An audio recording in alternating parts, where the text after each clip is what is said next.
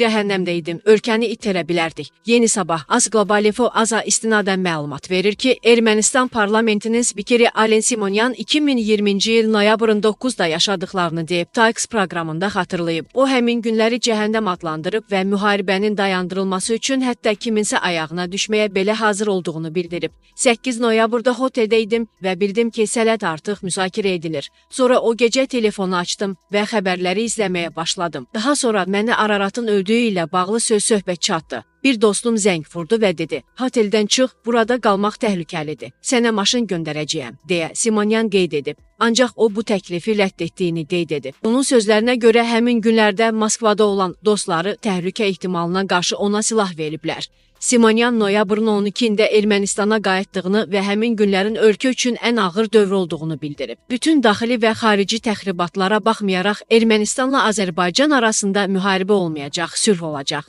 Bugün regionumuzun dinc və firavan gələcəyinə töhfə vermək imkanımız var. Ermənistanla Azərbaycan arasında sülhün və dövlətlər arası münasibətlərin qurulmasına dair saziş layihəsi razılaşdırılıb və imzalanmasını gözləyir və biz bu yola gedəcəyik. Sülh və firavanlıq şəraitində yaşamaq regionumuzun haqqıdır və məhz belə də olmalıdır, o deyib. Paşinyan həmçinin diqqəti tarixi Ermənistana, yox real Ermənistana yönəltməyin və gələcək nəsillər üçün xoşbəxt və azad dövlət qurmağın vacibliyini əlavə edib.